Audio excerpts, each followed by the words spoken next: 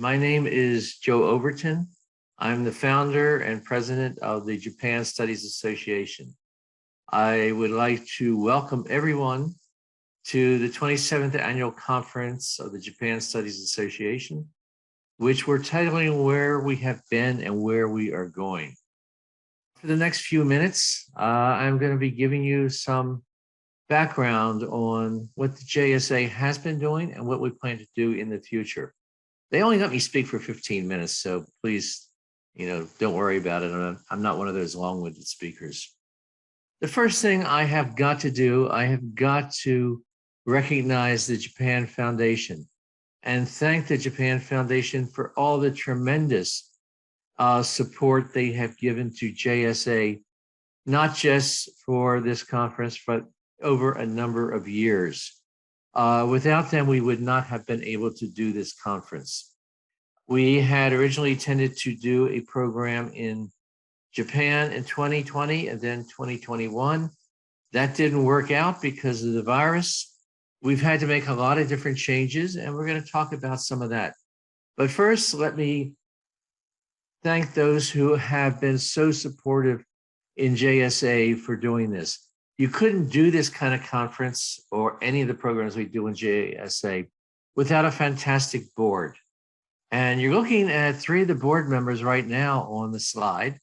You have two vice presidents. You have Faye Beecham, who is in charge of special projects, Maggie Ivanova, who is our second in command, and then one of the most important people, that's Stacia Bensel, because she controls all the money. So you have to be very nice to her. These are pictures from one of the workshops that we did in Japan in 2014. Again, this was supported by the Japan Foundation. They have been so incredibly helpful to us, and I'll talk a little bit more about that in a few minutes. This is a gentleman who's sitting there all by himself. This is Jim Peoples. Jim is the secretary of the Japan Studies Association, and he was on one of the trips to Japan. This is from Mount Koya. And again, this was something that was funded by the Japan Foundation.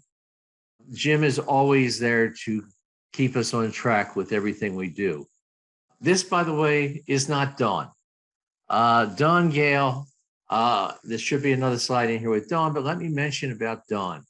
She is a member at large. She is largely responsible for what we're doing the next 3 days, because Dawn's school is taking care of all the technical parts of this conference. This is the first time we've ever done a virtual conference, and all the support comes from Dawn's school and what she has done with that. Also, Dawn has also been the liaison officer with the University of Kansas Center for East Asian Studies. She has gotten them to provide funding for a number of things the JSA does, and they're going to be funding us for the next 4 years on a number of activities that we do. One of the things that we had planned to do in 2020 was to do a workshop in Hokkaido. This was going to be called Hokkaido 2020 Diversity, Transformation, Renewal, and it was to be led by Dr. Lonnie Carlisle. Lonnie is from the University of Hawaii. He was the director of the Center for Japanese Studies, and he was to be assisted by Dr. Maggie Ivanova, who is the vice president of JSA. I should mention about Lonnie, he also is responsible for leading a number of JSA programs in Japan. Without his support and guidance, a lot of the things that we have done in the past would not have happened. And also, through the use of his Center for Japanese Studies, he's been an invaluable resource for us. When we found out that the grant that the Japan Studies Association had given us for 2020, we were very thrilled. We set up a whole program only to find that it had to be postponed because of the virus. Unfortunately, we could not do Hokkaido. The result is the Japan Foundation allowed us to carry the funds over to 2021 when we were supposed to do the conference again. Unfortunately, it was canceled again because of the COVID. So the question became, what do we do? We had a grant from the Japan Foundation. And so we met with them, and they have bent over backwards to help us with some of the things that we wanted to do. One of the things that we asked them, could we use some of the funds for, would be a webinar series for the fall of 2021. The Japan Foundation came back and said, yes, they would be very happy to let us do that. We also asked them that since we couldn't do the conference workshop in Japan, could we use some of the funds for our 2022 conference? Again, the Japan Foundation came back and said yes. I have to, again, thank the Japan Foundation for all the support they have given us. They have bent over backwards, as I said, to help us produce what we consider to be a fantastic program in the webinar series in fall 2021. And we're going to be doing a spring webinar series in 2022. And also thanking them for their support for this conference. But with the help of JCCC, Johnson County Community College, Dawn, and the people at her school, so far, this thing is working perfectly, and we really thank them. This is Paul Dunscombe. He's also on the board of the Japan Studies Association. Paul is a consummate communicator. He is the person who handles all of the webinars. So if you've had a chance to see some of the webinars this past fall, they were incredible. Paul is the one responsible for that. He's also going to be the person who leads it off in 2022, the spring of 2022. We owe the support to the Japan Foundation, to the Center for Japanese Studies at Manoa, Hawaii, and the University of Kansas Center for East Asian Studies. So look for Paul in 2022. These are some of the presentations that were done in the fall of 2021. So you just thought we'd give you an idea, and you're going to hear Vince later on Saturday doing another presentation. So he did a presentation during a webinar, and he's going to be doing a presentation for the conference. Okay, these are two other people who presented during the webinar series this past fall. I should mention to everyone, if you are interested in reviewing any of these, we have recorded all of them. So you can get in contact with us and we'll tell you how to access all of them. Okay, this is somebody that all of you should take your hat off and thank for all of her work. Andrea Stover, professor of English at Belmont University in Nashville. She's on the board of JSA at large, but she's also the person who single-handedly did the entire program for this conference. So she's the one that all of you have been contacting. She's been putting all the programs together. She's done an incredible job. And Andrea, thank you very much for all your help. And how you can still be smiling, I don't know.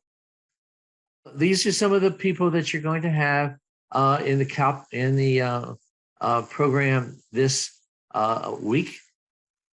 Now, one of the things JSA is noted for is the superb speakers that we have always been able to get. We get the top people in the field.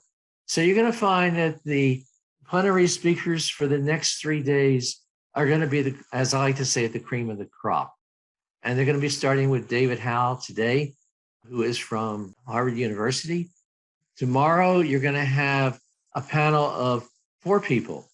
Bill Tsutsui, who is the president and CEO of Ottawa University. He's going to moderate it.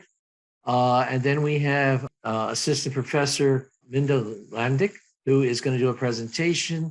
Also, Morgan Telka, who is chair of the Department of Asian and Middle Eastern Studies and professor of history at UN Chapel Hill. And finally, you have Christine Yano, who is professor of anthropology at University of Hawai'i. I should mention both Bill Tsutsui and Christine Yano has been very long-term supporters of JSA. And if you're wondering anything about William Tsutsui, you probably know him as the national leader with Godzilla. So anything you want to know about the Godzilla, you ask Bill Tsutsui. And if you look at Christine Yano, if you want to know anything about Hello Kitty, she is the country's top specialist. So if you ever have a chance to hear those two, well, you will tomorrow. They are incredible speakers and they're a lot of fun to listen to. Finally, on Saturday, Lonnie Carlisle, who will be the plenary speaker for that day. And as I mentioned, he was the former director of the Center for Japanese Studies at the University of Hawaii. So you have something, an incredible program to look forward to today, tomorrow, and Saturday. And we look forward to having everybody participate. A few things I need to mention about where we're going to be in 2022 and 2023. We're going to be doing things like working on a trip back to Japan in 2023. We're going to be doing conferences on the mainland as workshops on the mainland, which we have done, again, thanks to the Japan Foundation for all their support. And I'm going to turn everything over to Dawn, who has the privilege of introducing our very distinguished speaker today. Thank you everybody, and I look forward to a weekend-long conference. Okay, Dawn, take it off. Thanks, Joe. Good morning or afternoon, depending on where you are joining us from. Let me join Dr. Overton in welcoming everyone to the 27th Annual Japan Studies Association Conference. I look forward to seeing each of you during our conference sessions over the next few days. It is my great pleasure right now to introduce Professor David Howell. Dr. Howell is the Robert K. and Dale J. Weary Professor of Japanese History and Chair of the Department of East Asian Languages and Civilizations at Harvard University. Dr. Howell also serves as editor of the Harvard Journal of Asiatic Studies. He received his BA from the University of Hawaii at Hilo and his PhD in history from Princeton University. Dr. Howell taught at the University of Texas at Austin and Princeton before joining the Harvard faculty in 2010. Professor Howell is the author of Capitalism from Within, Economy, Society, and the State in a Japanese Fishery, 1995, and Geographies of Identity in 19th-Century Japan, 2005, along with numerous articles. Professor Howell is particularly interested in the ways changing political and economic institutions affected the lives and livelihoods of ordinary people over the course of the 19th century. He is a co-editor of a new edition of the Cambridge History of Japan and author of The Meiji Restoration, Continuity and Transformation, Japan's 19th Century, both forthcoming from Cambridge University Press.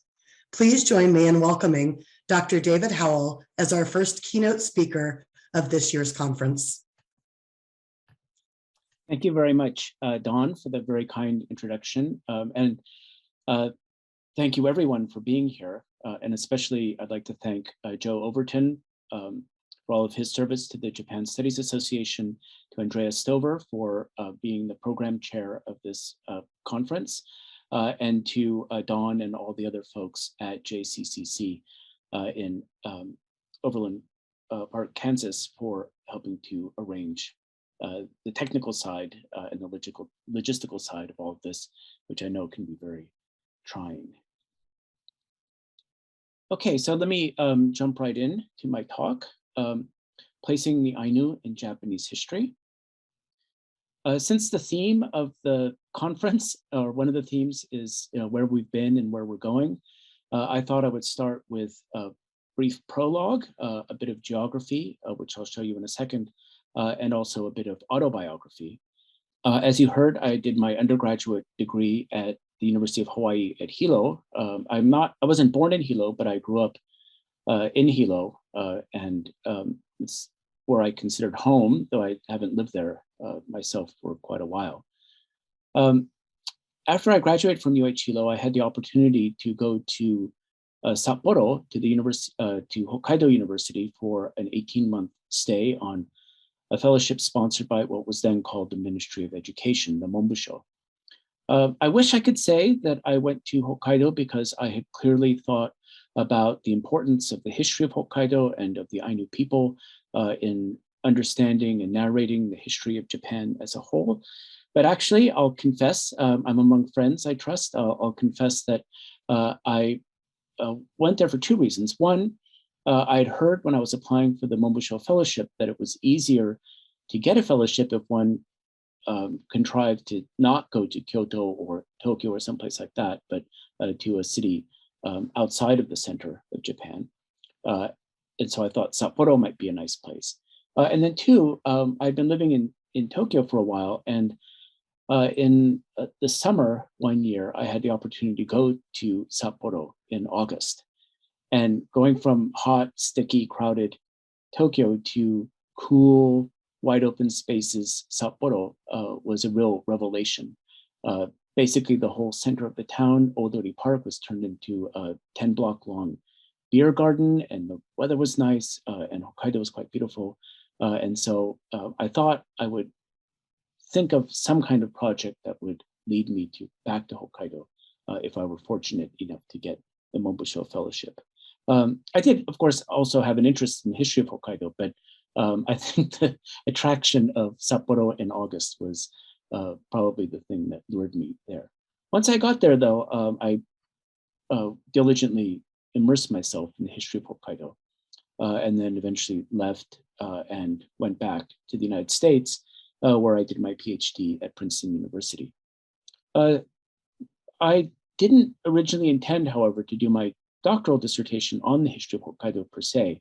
I was thinking I would do something on a different topic, but my dissertation advisor, Marius Jansen, urged me to do a project on Hokkaido history because I'd been there for a while. I knew the university. I knew a little bit about the archives there, after all.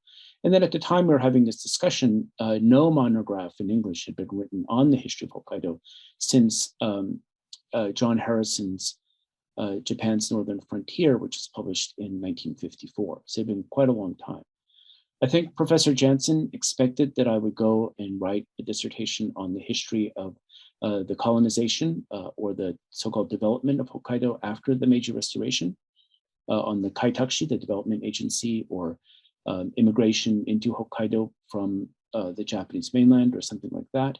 But I ended up instead writing about the fishing communities and the fishing economy of Hokkaido in the 19th century, starting in the Tokugawa period and crossing over into the Meiji period. It was much more about trade and labor and fishing of herring, which was an important ingredient for commercial fertilizer, and much less about the development of Hokkaido per se. To his great credit, Professor Jansen, who was a wonderful advisor, didn't push back on my choice of theme and was very supportive of me throughout my dissertation writing process. So I wrote my dissertation, I got my PhD, I got a job at the University of Texas, and publisher perish, I started revising my dissertation into a book manuscript. And here's where the geography comes in. I sent my book manuscript off to a university press, not the University of California Press, which eventually published it, but a different university press. And they sent it out to a peer reviewer who came back and said, this is all quite interesting, but a study of the fishing economy in Hokkaido is not Japanese history. And the author, David Howell, presents his work as if it were Japanese history, but it's not. And therefore, please do not accept this manuscript for publication. The peer reviewer had ideas about a different kind of study, a very different kind of book that might have been interesting, looking at Hokkaido and Korea and Taiwan Japan's modern empire and fishing in the different parts of the empire. But my tenure clock was ticking, and I didn't have the necessary linguistic or research ability to even conceive of following that advice. And in any case, I felt kind of upset that the reader didn't think that the history of Hokkaido counted as the history of Japan, even though the book dealt with the period from the late 18th century into the early 20th century. And certainly by the beginning of the 20th century, there's no doubt that Hokkaido was fully part of Japan. And so I eventually went to another publisher, and fortunately the book was published as Capitalism from Within by the University of California Press. But I mention all this in part because it was so striking, at the time, to have somebody say that the history of Hokkaido isn't Japanese history. And therefore, the implication was it's not really worth considering as part of Japanese history. It also helps to make me feel old, I guess, because I think that kind of attitude would be literally unimaginable today. It is true that by the time Capitalism from Within was published in 1995, I think it was probably the first monograph. I did write the first monograph since Harrison's book, so in about 40 years, on the topic of Hokkaido as part of Japanese history. But during the years since then, there have been a whole bunch of people working on the history of Hokkaido, the history of the Ainu people of Hokkaido, and other topics related to Japan's north in both the national context of Japanese history and in a more broader international or global context. So I'm really happy to see the field flourish and grow. You'll notice that I've been calling myself somebody who studied the history of Hokkaido, and maybe that doesn't seem like such an extraordinary thing to say, but actually one of the problems and one of the challenges of working on Hokkaido history is, or starts with the question of what to call the island itself. In English language scholarship, I think it's pretty common for people to use the term Ezo, which you can see on the slide, which was the name of the island, but also the name applied to the Ainu people before the Meiji Restoration. And the term Hokkaido only dates from 1868. Many scholars writing in Japanese do use Hokkaido anachronistically to talk about the island before 1868. And I think maybe I'm one of the very few, maybe the only person who writes regularly in English on Hokkaido before 1868, who calls it Hokkaido rather than Ezo or Ezochi or another name like that. I embrace the anachronism of Hokkaido because partly because the term Ezo is actually, I think, rather discriminatory. The second character means barbarian, after all. And so Ezo sort of means the land of the barbarians, and the Ainu people were the Ezo, or the northern or eastern barbarians. And so I prefer to use the term Hokkaido. But I understand the anachronism and why many people will use Ezo instead. Another term that a few scholars have embraced is the Ainu name for the island, Ainu Moshir, which I have seen used in some research, more often among activists. And there's good cause to use the term Ainu Moshir. But it also adds complications if the legal name of the place is Hokkaido, and people there all call it Hokkaido. Using a term like Ainu Moshir seems rather performative. But here, just in this very brief discussion of the geography or toponyms of the island, you can see the complications that choosing one name or another name becomes a kind of loaded issue in ways that it had never been before. And it also highlights the very interesting and often very complicated and fraught place of the Ainu people within the history of Japan and within Japanese society today. So although some activists and others will use Ainu Moshir to refer to Hokkaido as a toponym. I think it's pretty much unimaginable, at least at the moment, that the Japanese government will embrace that name, Ainu Moshir, as a name for the island of Hokkaido, the way that, say, the New Zealand government has adopted Aotearoa, which is the Maori name for New Zealand. That term has a kind of complicated history of its own, apparently, but if you're a New Zealand citizen, your passport will say Aotearoa, and there'll be a lot of government documentation in the Maori language, which I think is not going to happen in Japan vis-a-vis the Ainu. That's just one example, but I think more generally in Ainu studies within the Japanese language and Ainu discussions of the history of the Ainu people and of the place of the Ainu in contemporary Japanese society, things like names of places, names of people. For example, what should the ethnic, the majority Japanese be called?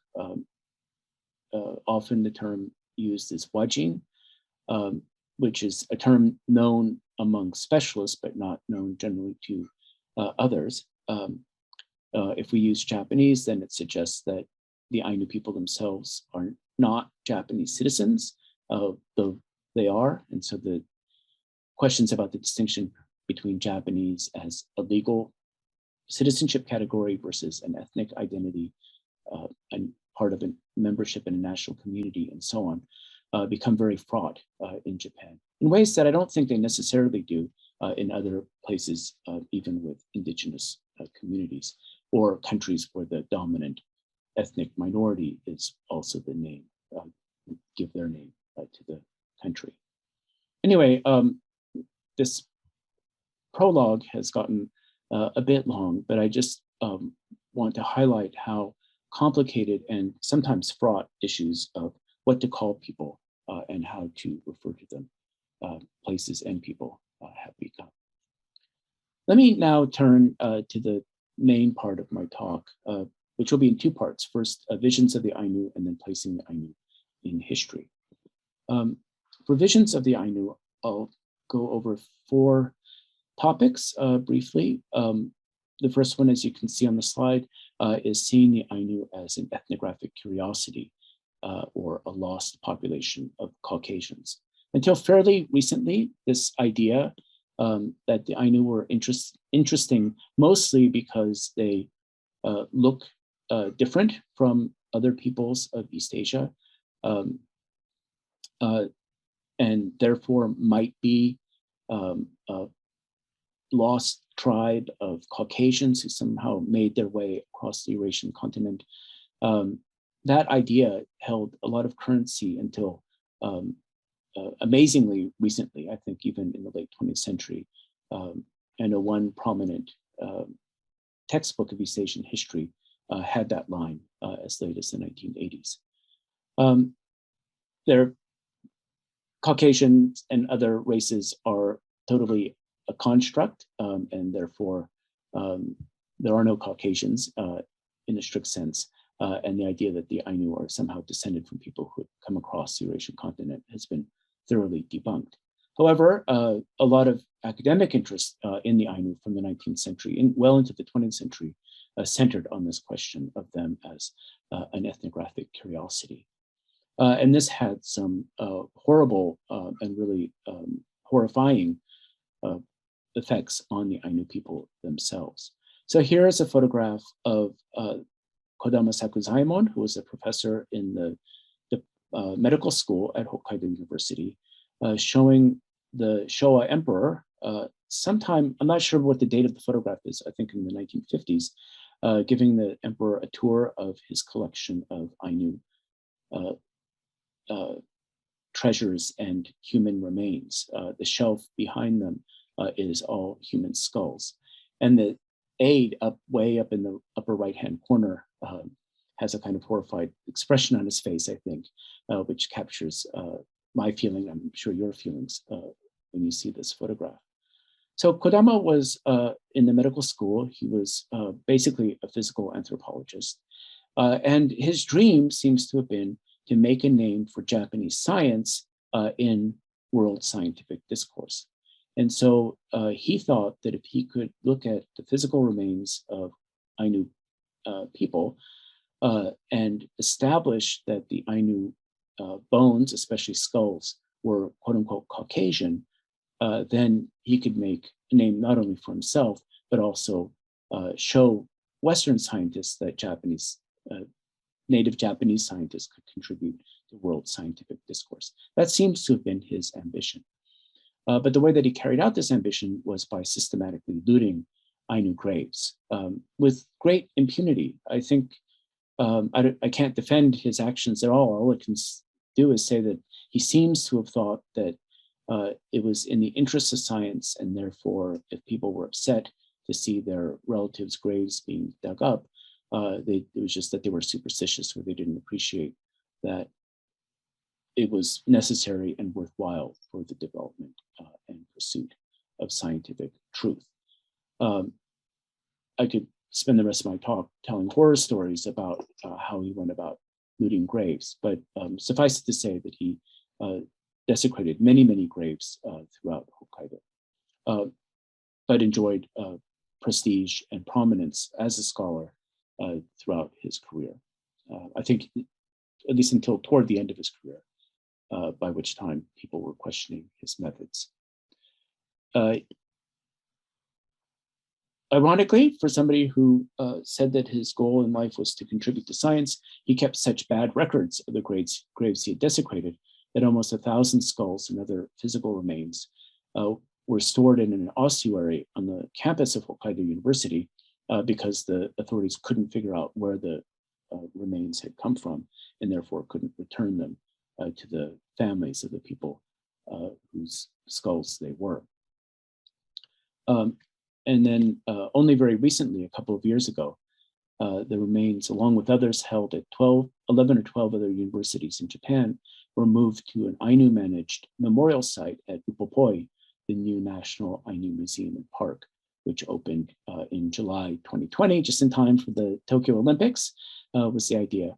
I haven't been to Japan for a while now. I'm sure that most of us here have not been able to go to Japan for a while. But from the looks of it, the museum is quite well done, and I look forward to seeing it at the soonest opportunity.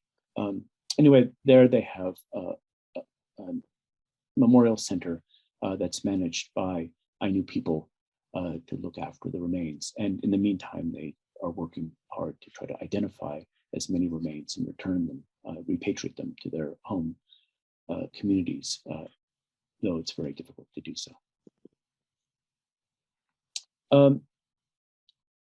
Within Japanese scholarship and sort of public policy and visions of the Ainu within Japan itself, the idea of connecting them to a lost Caucasian population was actually not that much interest to people in Japan per se in the 20th century. Kodama was a bit of an outlier in that sense. Instead, the idea that the Ainu were a people doomed to extinction, a vanishing race, was the way that the Ainu were generally thought of and understood in Japan up through the period around World War II. The phrase Horobiyuku Minzoku, a dying race, was a very common epithet in Japanese discourse. And here you can see it reproduced in this book, together with the Ainu, A Vanishing People, by Maria Inez Hilger, published in 1971. This book is actually based on a special, not a special issue of National Geographic, but a book sponsored by the National Geographic Society on vanishing peoples of the earth.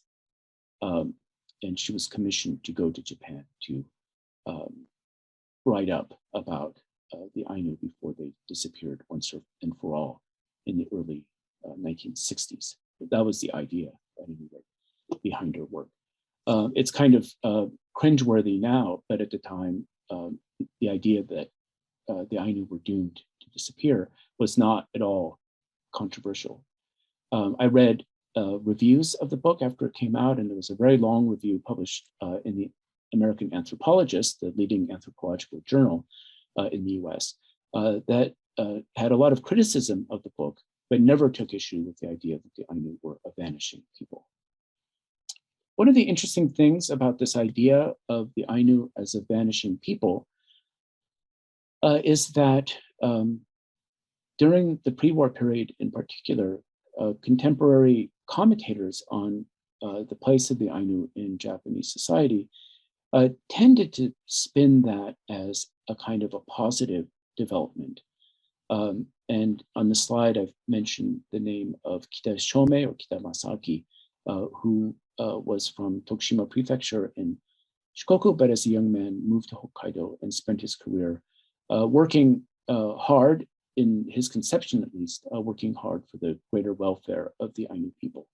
So he considered himself to be a friend of the Ainu, but his career shows him to be somebody who was very paternalistic and probably did as much harm as good, whatever his intentions. Anyway, his notion of the Ainu as a dying race was that all the Japanese peoples of the Japanese archipelago, Okinawans, Wajin, or that is majority Japanese, and Ainu, are all part of the general part of the Yamato people. There was a strong idea that the Ainu's ultimate descendants were the same, ancestors were the same as those of the other populations in Japan, which there is something to be said for that idea, and that the Ainu would eventually disappear as an identifiable ethnic group because of sort of social Darwinist ideas that they couldn't compete, that they were doomed to extinction, but that this should be considered to be a good thing because their remains would remain part of the general Japanese population. That is, their Ainu DNA would be in the Japanese gene pool, and therefore they would enrich the Japanese gene pool and then be able to benefit from, or their descendants would be able to benefit from being part of the general Japanese population. So, it's kind of, well, it's, kind of too bad that they'll disappear as a distinct people, but it's probably all for the best for them. And that idea was very common in the early 20th century among policymakers and commentators, even those who thought of themselves as friends of the Ainu, even though to us it seems incredibly patronizing and in fact racist. One person who pushed against that is the man in the photograph here, Nikishio Kizo, who was a Christian Ainu activist and educator who lived in Shiranuka, which is not too far from the modern city of Kushiro. And he wrote a very interesting short book in which he argued that one could be fully Japanese, a loyal subject of the emperor, and identify as part of the Japanese nation as a subject of the emperor, but also be fully realized as a human being, as a bearer of Ainu culture and of an ethnic identity as an Ainu, so that one could be both Ainu and Japanese at the same time. I think that idea is nothing radical or extraordinary today, but in the context of the 1920s when he was writing, it was really progressive and rather radical to push back against the idea of the Ainu being doomed to extinction and that they should embrace their distinction. And I wrote about him and Kitashome in an article now some years ago published in the Journal of Asian Studies.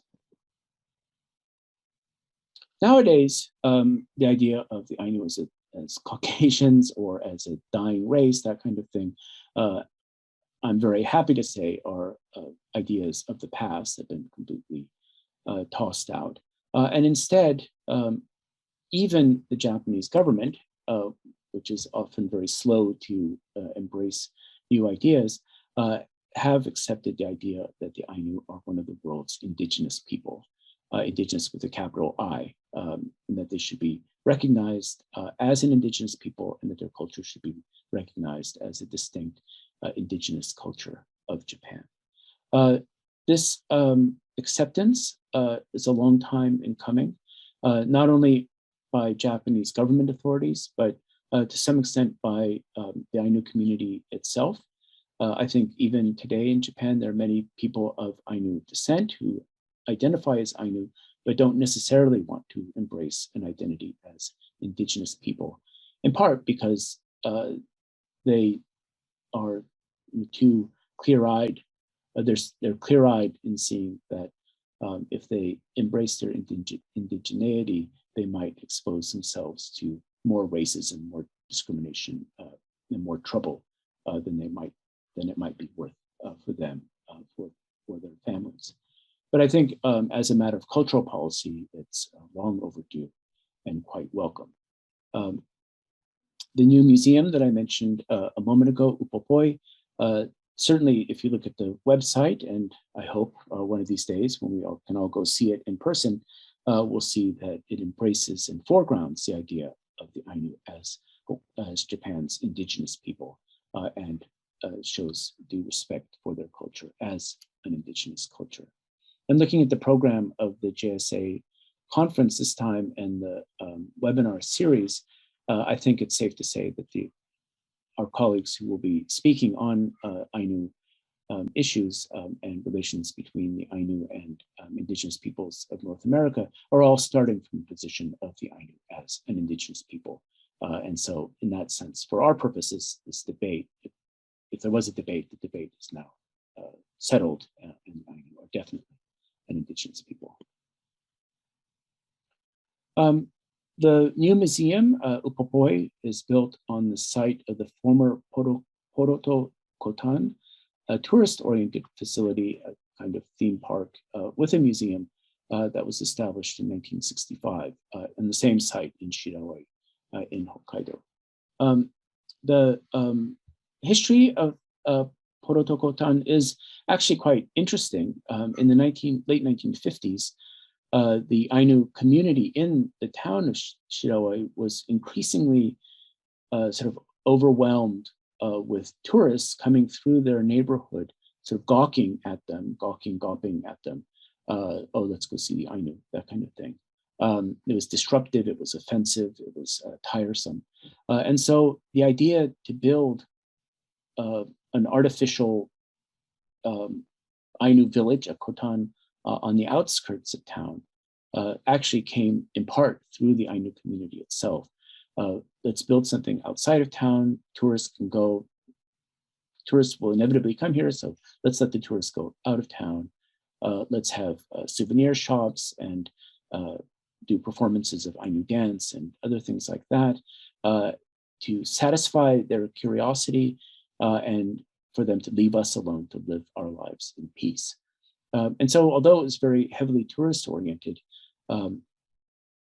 in a way, it served a real need within the Ainu community itself in Shiraoi. And so there were a lot of the people behind its design and operation were themselves Ainu.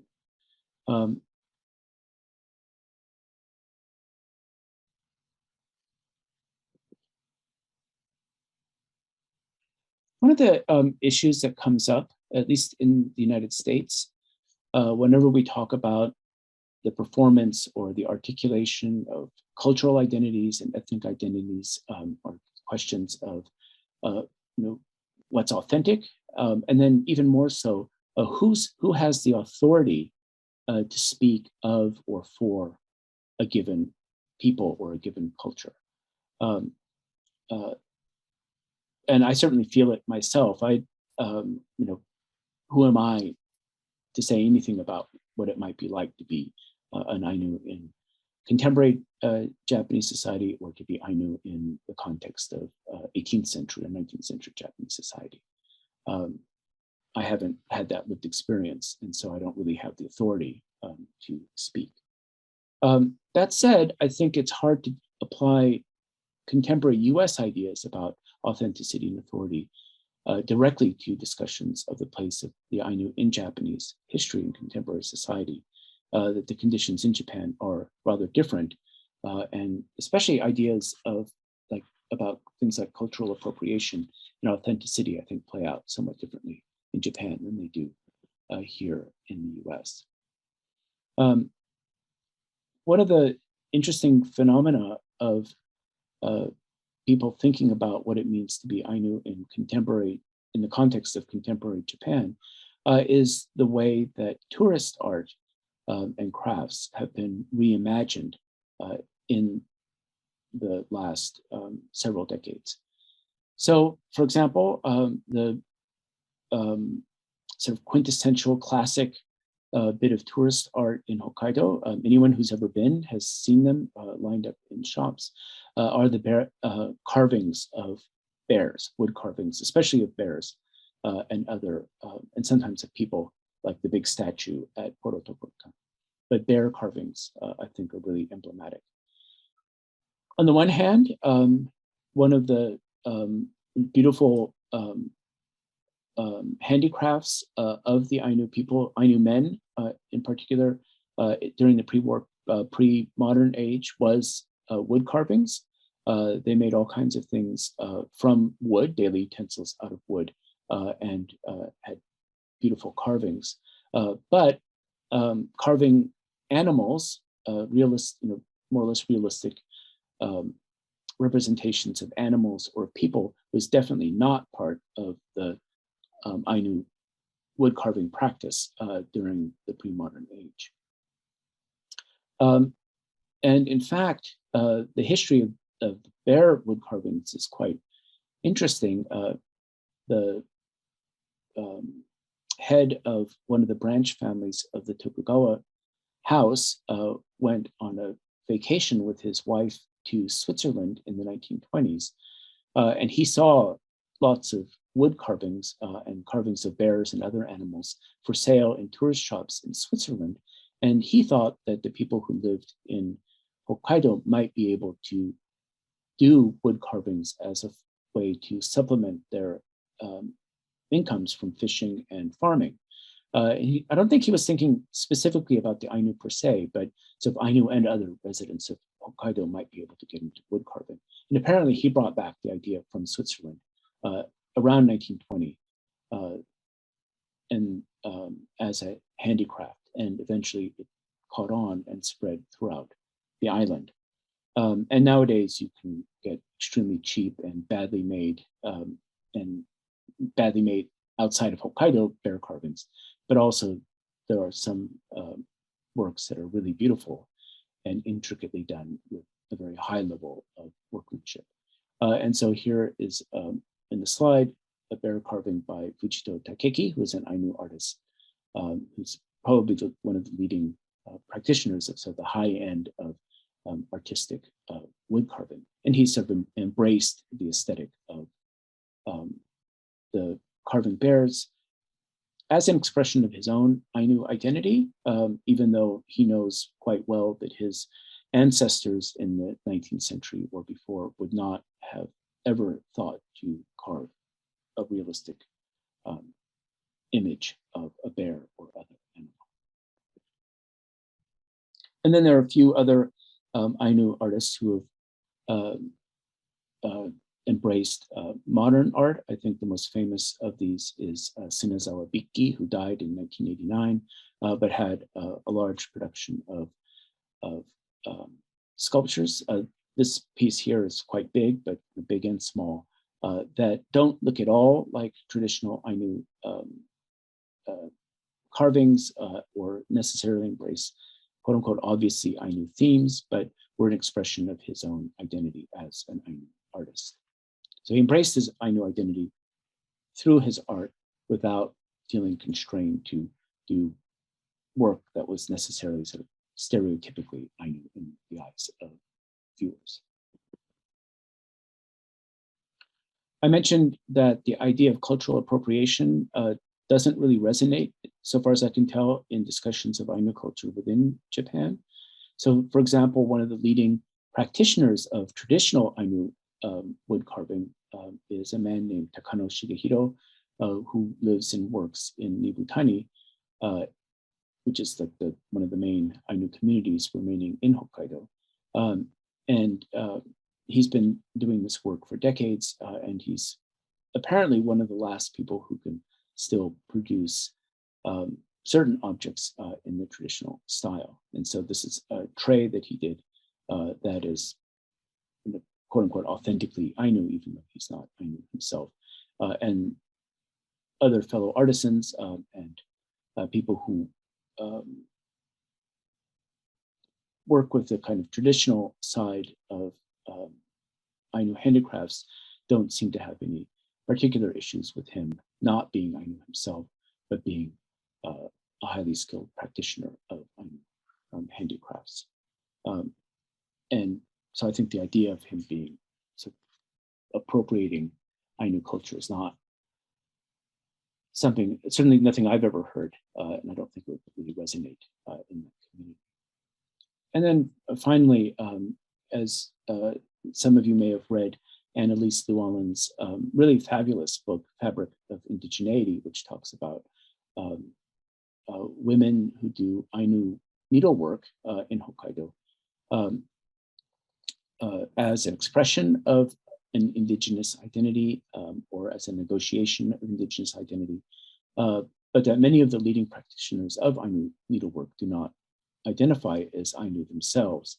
And again, there are no none of the kinds of conflicts or issues about cultural appropriation seem to dog them, just because the dynamics of the way Ainu culture plays out in contemporary Japanese society are so different. Let me move on to the final part of my talk about placing the Ainu in history. This is, as a historian myself, this is in fact the part of thinking about the Ainu in the context of Japanese history and culture that is of the greatest interest to me. It's something that I've read a lot on work on Ainu history produced in Japan by Japanese and Ainu scholars. And I feel for their conflict over how best to place within Japanese history discussions of the Ainu. On the one hand, if you include Ainu history fully as part of the greater national history of Japan, it seems to raise the possibility of depreciating the Ainu's autonomous history as a kind of nation outside of the Japanese nation.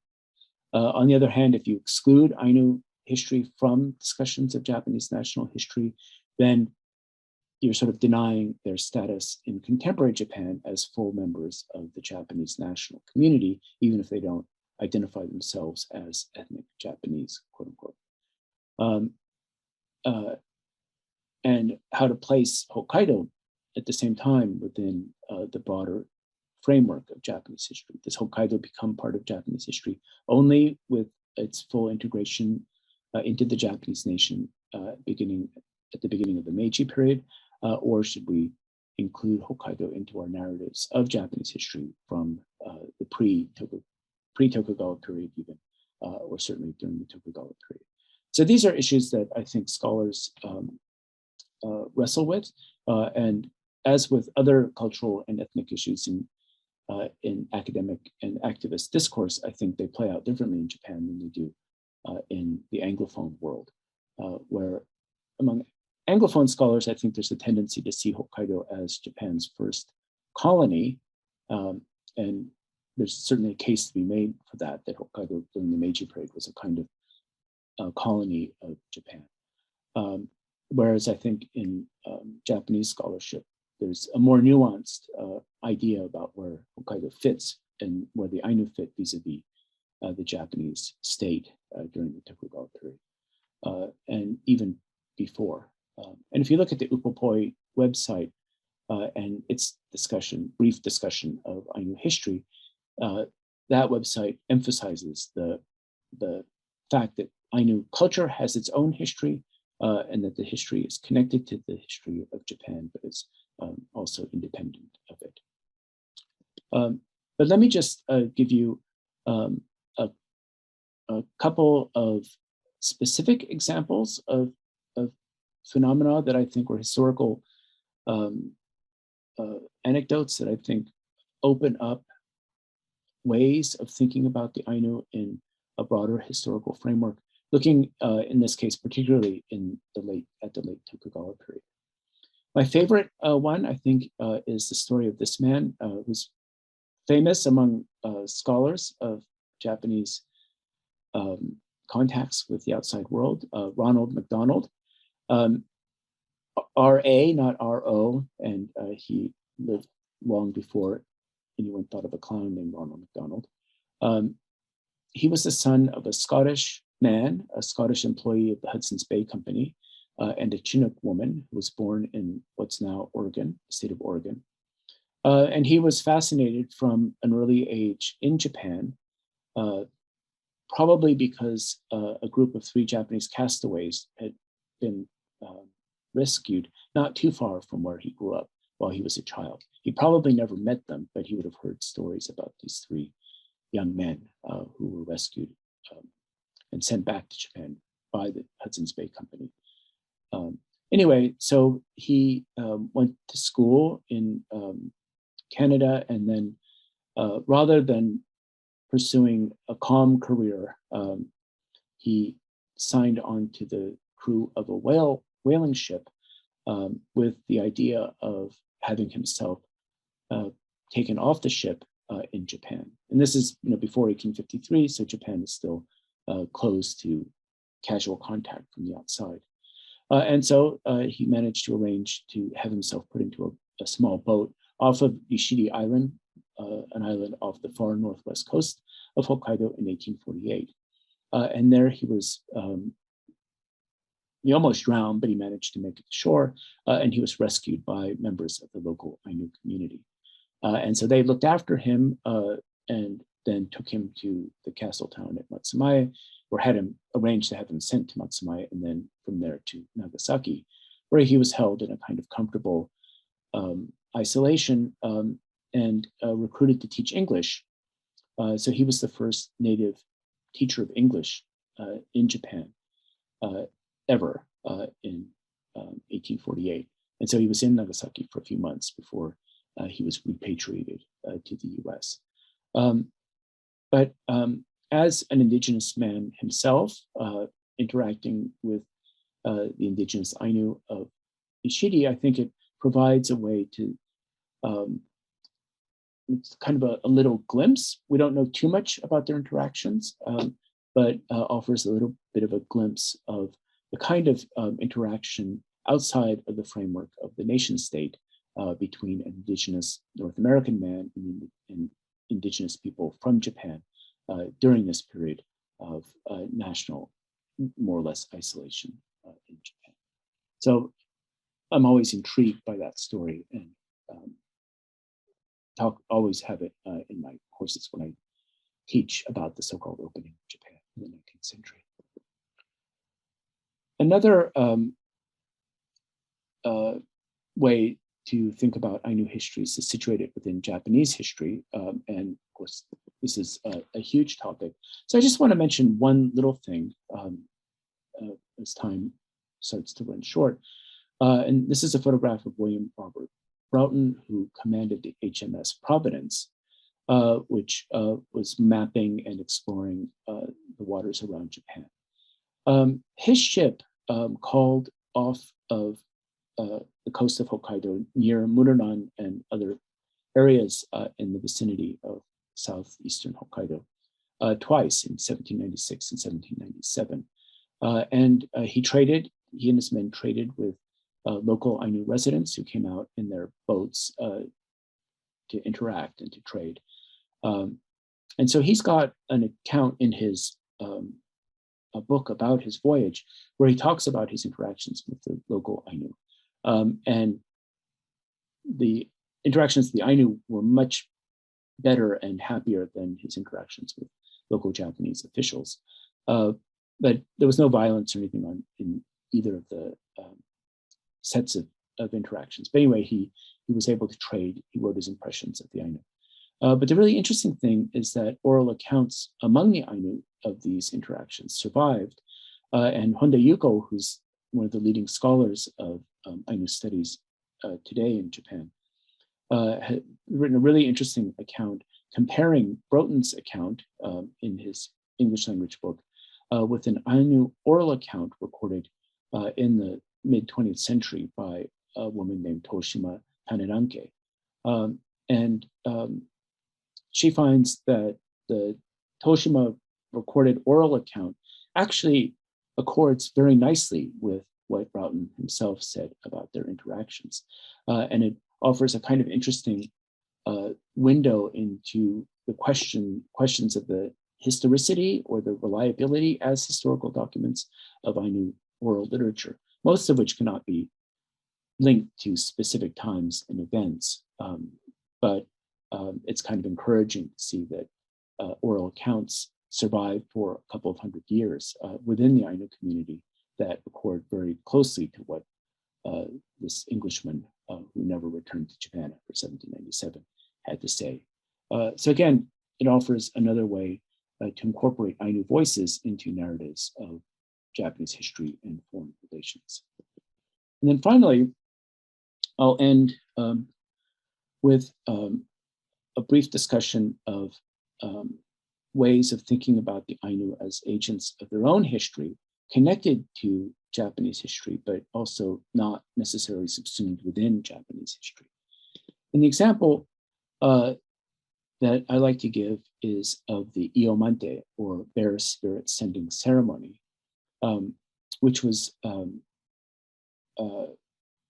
today is held up as the key or the emblematic religious or cultural ritual in all of Ainu culture.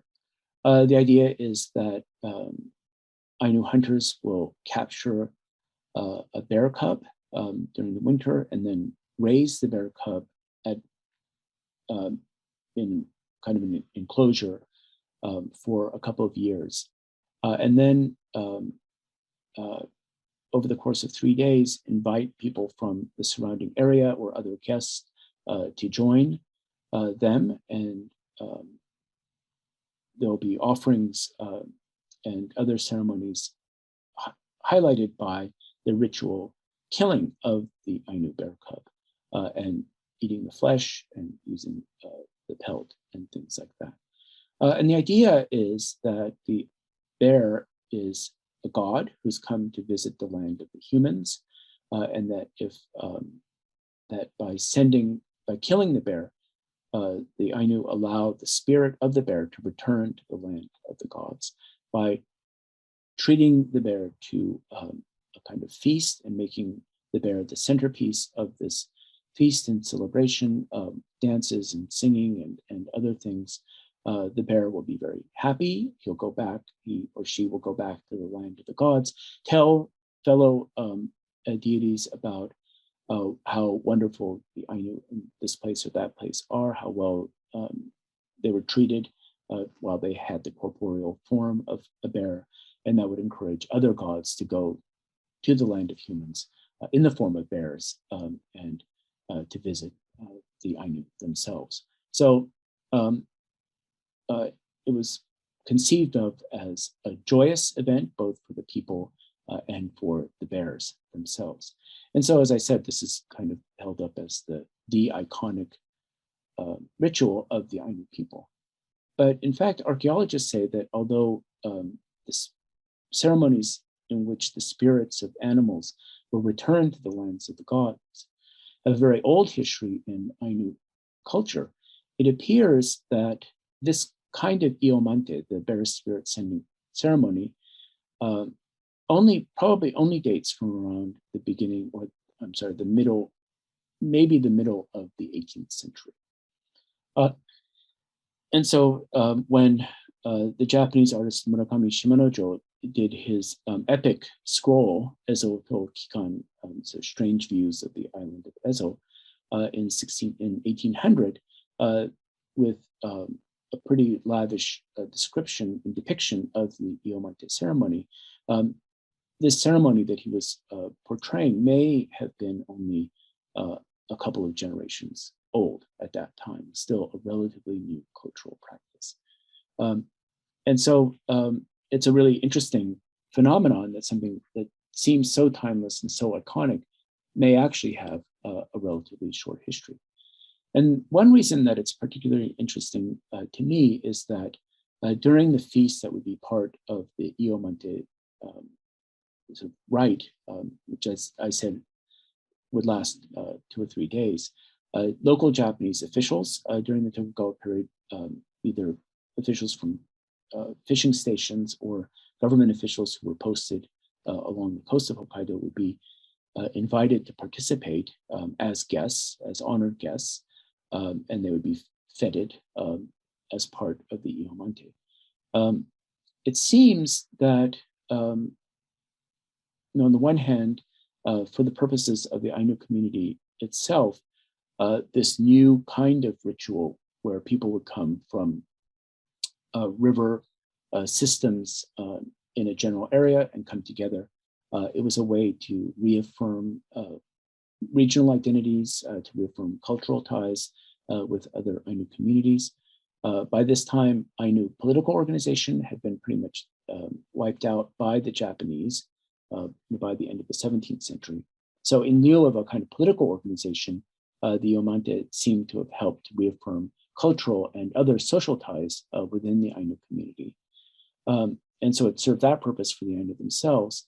And then for the non-Japanese, the non-Ainu, that is the watching guests who were brought here to participate in the ceremony, I think rather than seeing it as an expression of Ainu's subservience to Japanese overlords, representatives of the shogunate or Japanese merchants, it may have been a way of subverting that relationship by highlighting Ainu agency rather than colonial submission in their relationship with these outsiders. There's a whole history of Ainu going to the castle town at Matsumaya to perform ritual trading ceremonies, which the local Japanese authorities interpreted as a kind of tribute offering, in a kind of tributary relationship, but which the Ainu interpreted as sort of intrepid trading voyages. But even there, I think probably Ainu who actually participated in this understood the power differential quite well between themselves and the Japanese authorities in Matsumaya. At the Iomante was the Ainu's ritual run on terms set by the Ainu themselves for the purposes mostly of the Ainu community itself, and sort of flip the script a little bit on who was in charge and who was sort of lacking agency in the relationship. And so it served multiple purposes. And by virtue of that, may well have been sort of launched into prominence as a kind of quintessential Ainu ritual beginning around the 18th century as a relationship between the Ainu and the Japanese state and its agents was evolving. And I think that helps to highlight the dynamism of Ainu culture, its adaptability, certainly not part of a discourse of complete separateness or lack of contact, but rather one of a dynamic interaction between the Ainu and their neighbors. And there are lots of other ways of doing this, but I thought I would just give that one example. I see that I've been talking for about an hour, so maybe I'll stop here. I'm happy to take any questions, comments, corrections, and so on. Thank you all for your kind attention. Thank you so much for a very stimulating presentation to kick off our conference. If you guys have questions, please start offering them. You can post them in the chat and I'm happy to moderate for you. Maybe I'll start with one and we'll see if others come up. Sure. I'm interested, I'm in a panel later today of a group, it's an interdisciplinary panel of people actually in multiple institutions talking about the film Ainu, which was part of our spring webinar series. We had the privilege of having the film director visit as part of our webinar series. So I was just wondering if you've seen the film and if you'd tell us a little bit about your reactions and the portrayal of the Ainu and the Iomante and other things like that. Oh, I haven't seen it. I'm rather abashed to say that.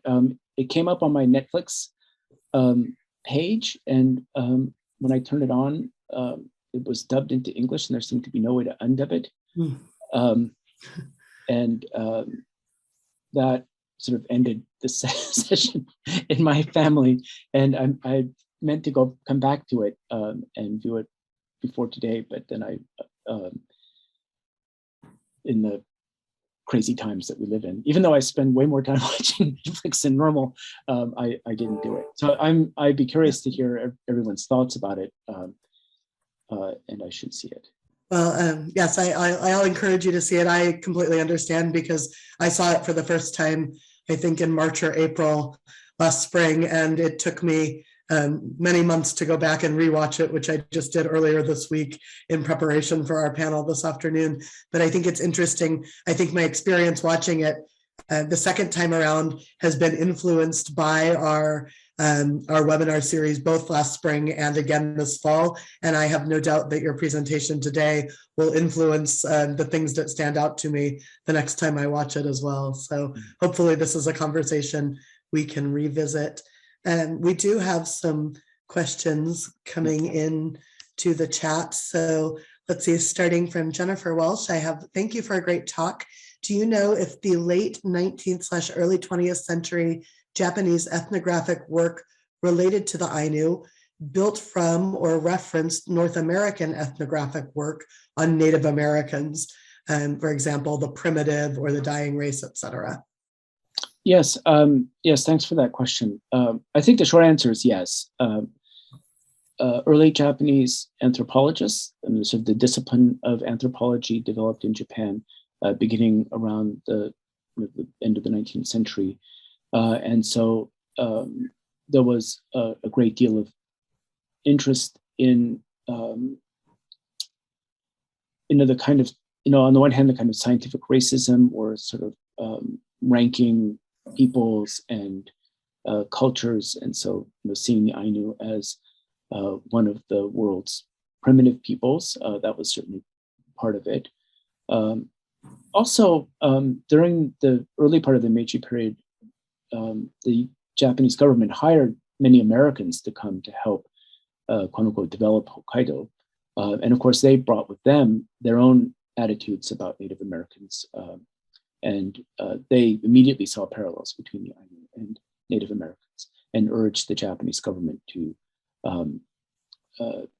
build, enclose the Ainu in reservations and do things like that.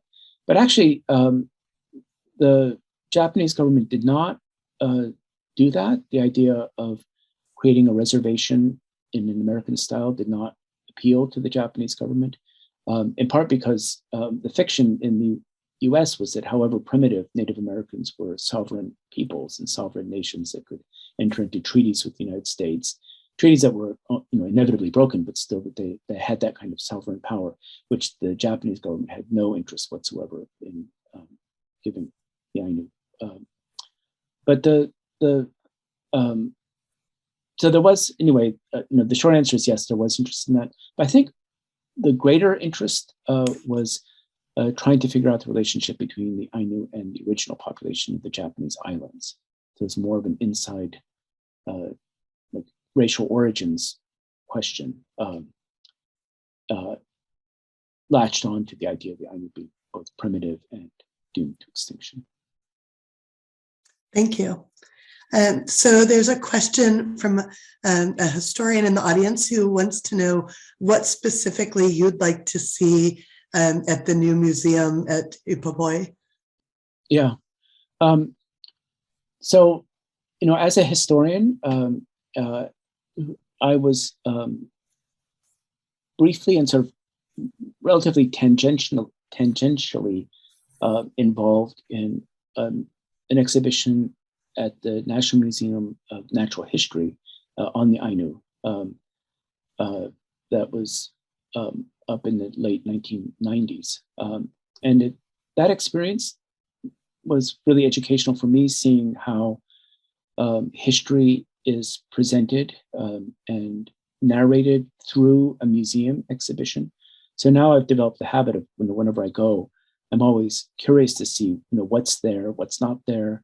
So I think if I went to Upapoi, it would be, well, when I do go one of these days, it will be partly to see how and in what ways they embrace the idea of the Ainu as an indigenous people, kind of capital I indigenous people within a world that has many other indigenous peoples. And then two, to see how they represent the history of the Ainu in Hokkaido vis-a-vis the history of the Japanese state. Thank you.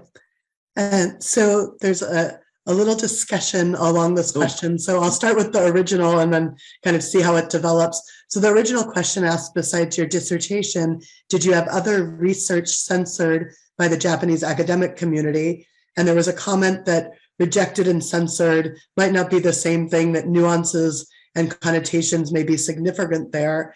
And so the original questioner responds by saying the question's really about what you mentioned about the difference between Anglophone research and Japanese research on the Ainu, and whether there was anything that ever threatened your career advancement in terms of pursuing Ainu studies. Yeah, thanks. So, yeah, I think that in my own case,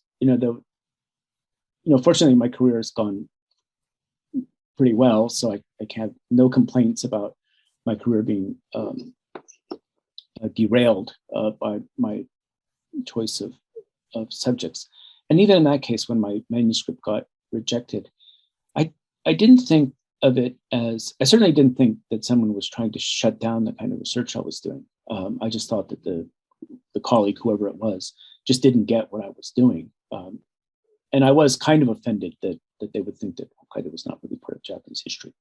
But I was happy to just chalk that up to, pardon my language, kind of a dumbass colleague out there. I have no idea who it was. So I didn't feel threatened in that sense. And I must say that, in my later career publishing on Ainu history and on Hokkaido, I haven't run against too much pushback. The article that I referred to in my talk that was published in the Journal of Asian Studies, I did get a little bit of pushback because in the article, in the eyes of one of the editors, I didn't emphasize enough Ainu resistance against the Japanese state. Which I think is a fair comment, but I was actually more interested in looking at how Ainu activists and thinkers accommodated themselves to the reality of being in Japan in the 1920s and 1930s. And they published it, so I can't complain too much. And there was a moment where I was at Princeton University, and Brett Walker, who's published also quite a bit on the Ainu, was at Yale University. And so, the field of Japanese history was willing to embrace people who worked on peripheral areas of the archipelago.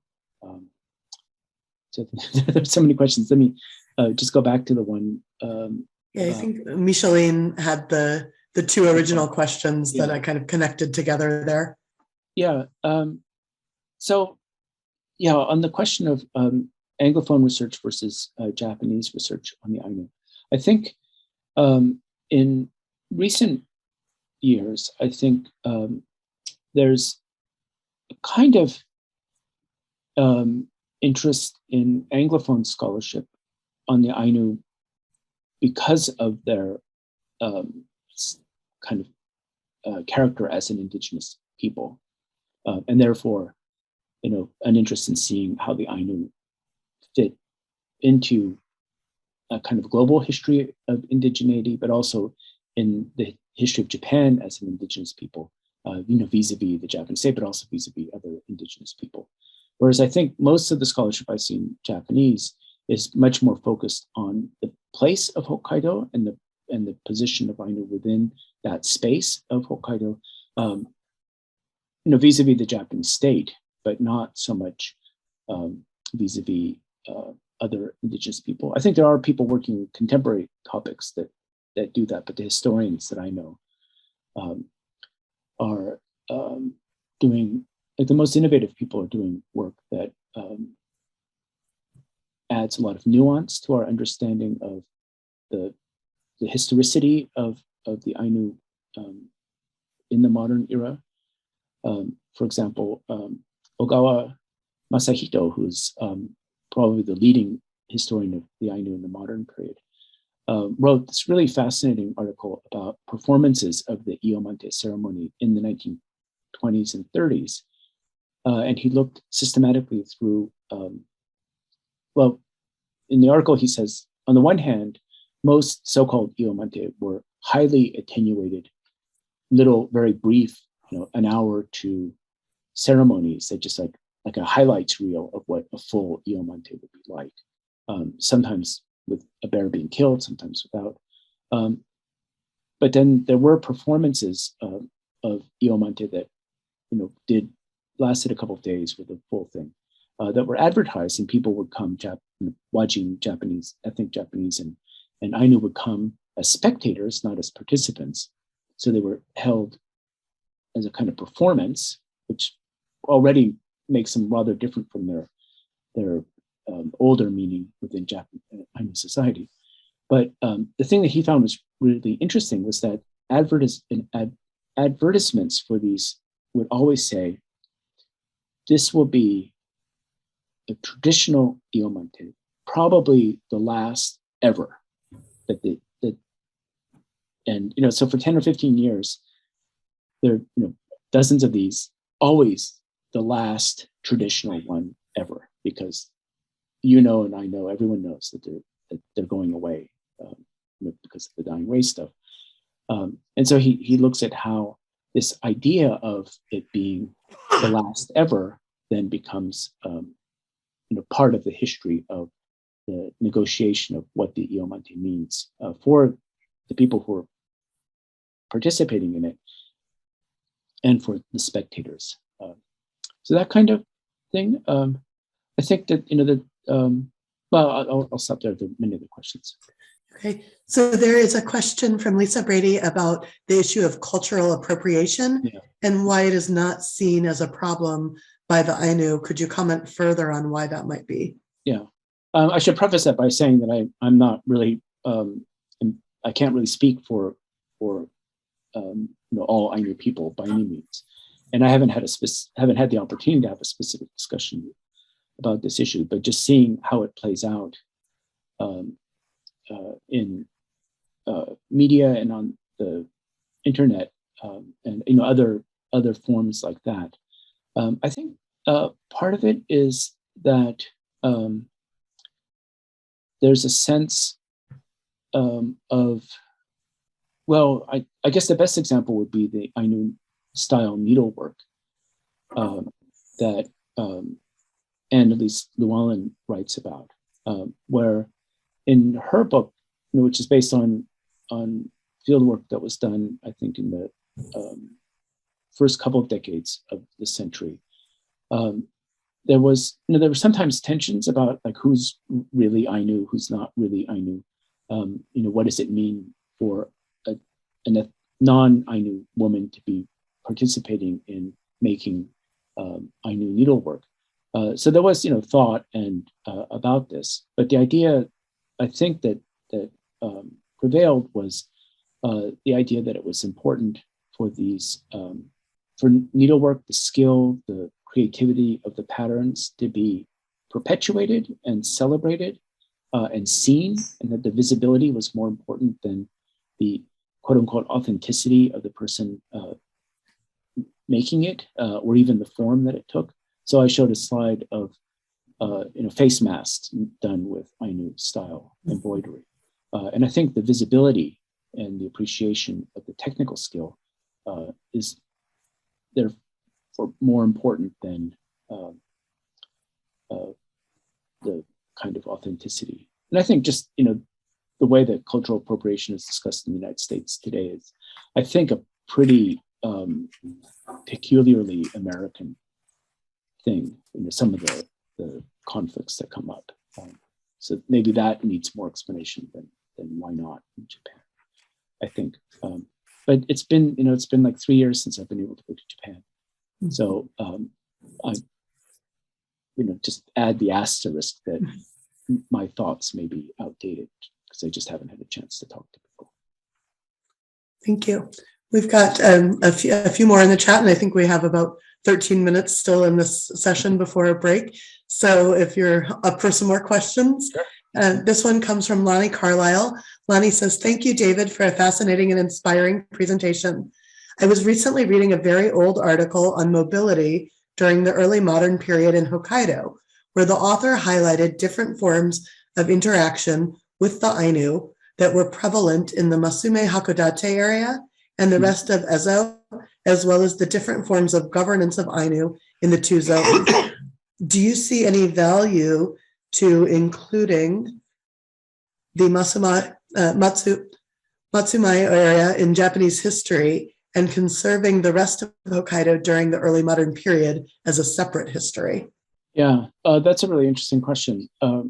In my own work, to some extent, I've done that. I think the Matsumai domain, for those of you who are not immersed in this, was a domain like the other, more or less like the other domains throughout Japan during the Tokugawa period. And so the head of the Matsumai domain was a daimyo who was formerly a vassal of the Tokugawa shogun. And the very southern tip of Hokkaido was Matsumai domain territory. And it was administratively different from the rest of Hokkaido. It was seen as different from the rest of Hokkaido. And it was considered, again, administratively, but also sort of conceptually as fully part of Japan, in a way that the rest of Hokkaido was not. Ezochi, as it was called, was the land of the Ainu.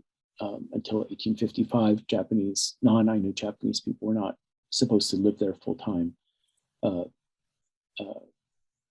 period, unless they had special permission. And so it was seen as an area that was distinct from the rest of Japan. At the same time, there's no question that the Matsumai authorities, as agents of the Tokugawa state, ultimately felt that they had control over the rest of Hokkaido, and that they had both responsibility for the Ainu's welfare, but also the kind of the ability to rule over the Ainu, at least from a kind of arm's length. So, yeah, I think in my own work, I do make that distinction between southern Hokkaido and the rest of the island as in or outside of the Japanese state.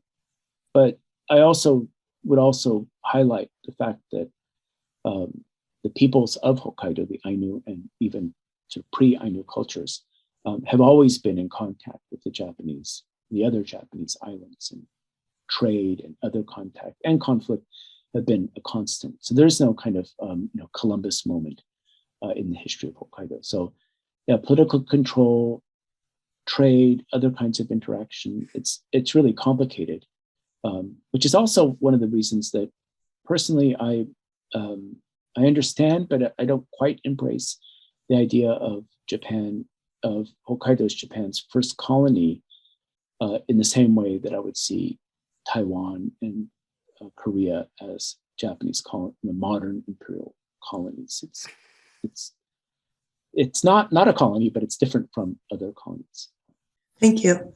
Barbara Lass asks if you can comment on the current status of the Ainu language and language revival.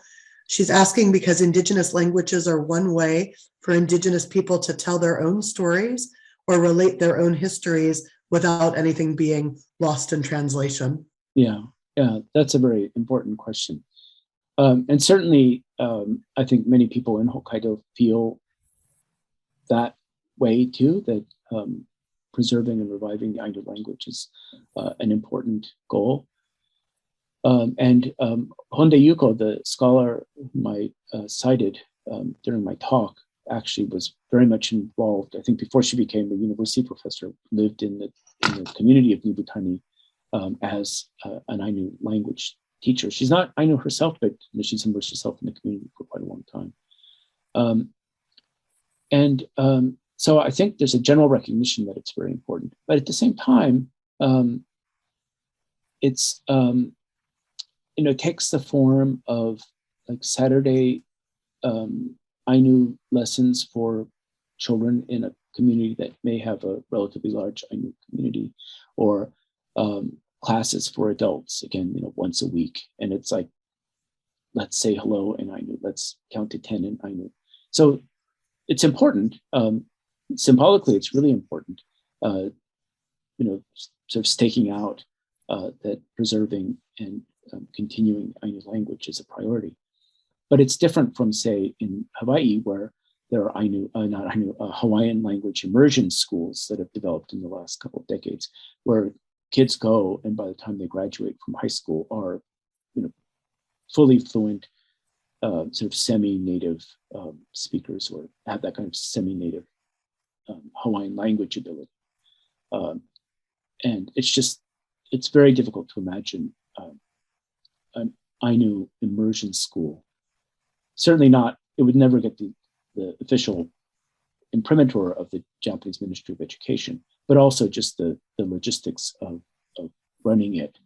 It may be too late to do that, to have enough people who are fluent enough and enough families who are committed enough to make it. I'll just add, when I looked at the website of Upopoi, the new Ainu museum, there are Ainu words here and there, but I was, kind of saddened to see that they have a Japanese page, an English page, a Thai page, Chinese, Korean. They know, for visitors to Japan, but there's no Ainu page, and even that would have been such a nice gesture to have an Ainu language version of the website, or even some pages in Ainu, but no. Thank you.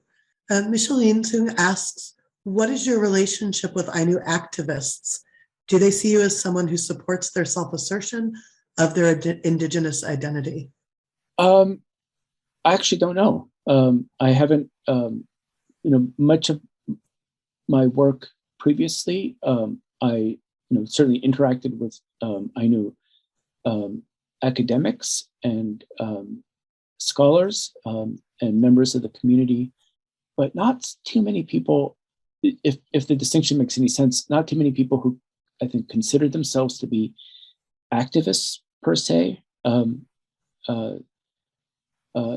so I'm not sure what they think of me. I like to think that I'm supportive of what they're doing. And I'm also supportive of the ability of people to decide for themselves about, whether they want to be activists or not, whether they want to embrace an Indigenous identity or not. I think that's there's an undercurrent within the Ainu community of tension between some people who are, very forward about embracing their Indigenous identities and calling for Indigenous rights, sort of in the way that we see in North America, Australia, New Zealand, places like that. And then others who may be fully comfortable with their identity as Ainu, but don't want to be marked as members of a community separate from others. So that kind of, I am fully Japanese and I'm also Ainu, sort of Nukishio Kizo's vision, I think. And I'm happy to be Ainu. In my family, we identify as Ainu. We have Ainu customs and Ainu things, and we So we're perfectly okay being Ainu, but we don't want to be activists asking for what might be perceived as special privileges or special treatment that would then open us up to discrimination or hostility. And so I think there are tensions there. And to the extent that I don't get involved in those debates myself, because I don't think it's my business to, maybe everyone thinks I'm perfectly fine. Or maybe everyone thinks I'm irrelevant. I don't know. Thank you. We've got 2 more questions currently in the chat, so I think I'll cut it off with those 2, but see if we can get them in.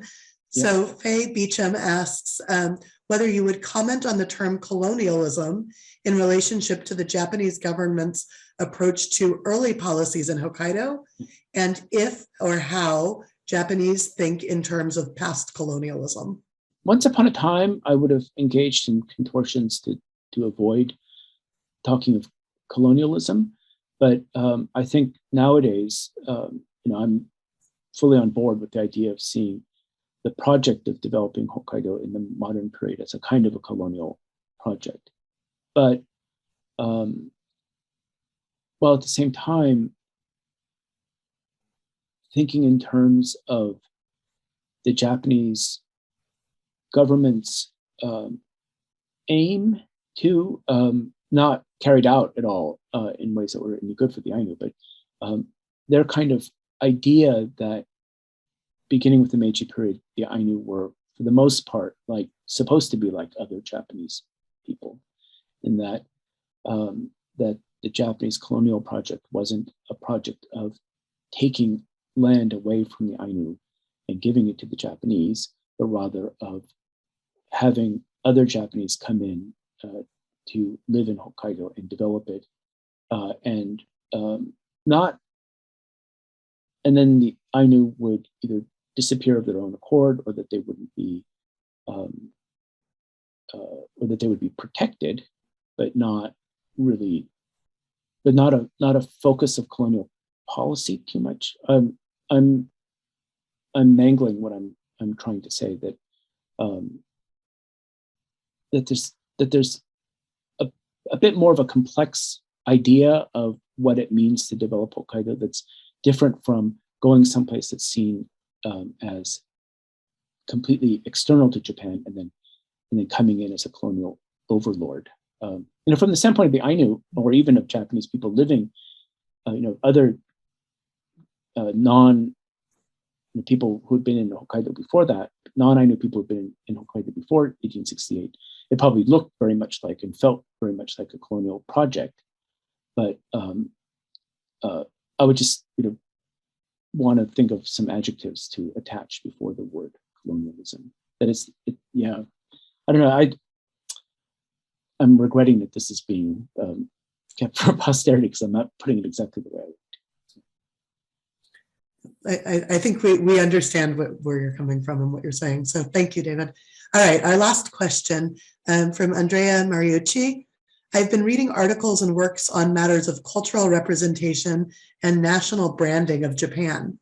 In this context, do you think that inserting the Ainu in the context of Japanese history and culture may help to let Ainu history be more known and to diversify the monotonous portrayals of the nation?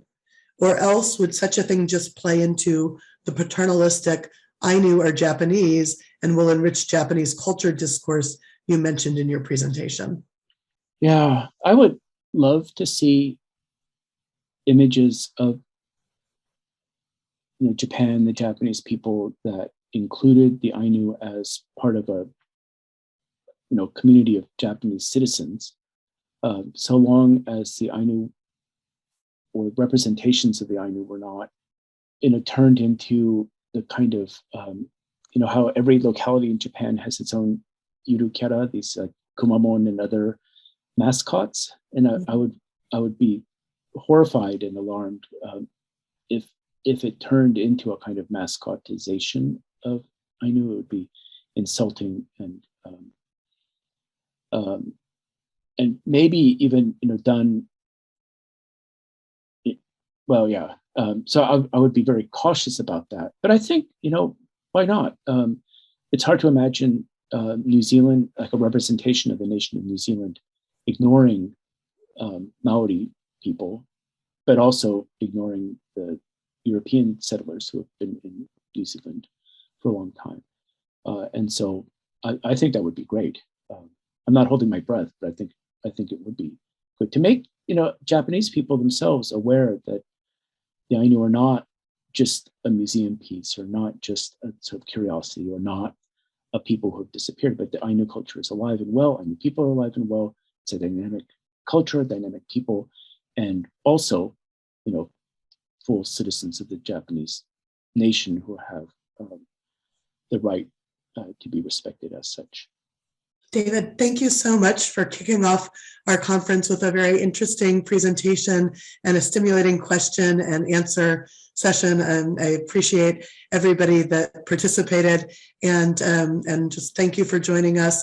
So everybody has the conference schedule. And again, I look forward to seeing you all at our remaining sessions over the weekend. And welcome again to the 27th Annual Japan Studies Association Conference. Thank you very much, everyone, for your great questions and for your patience with my talk. Thank you.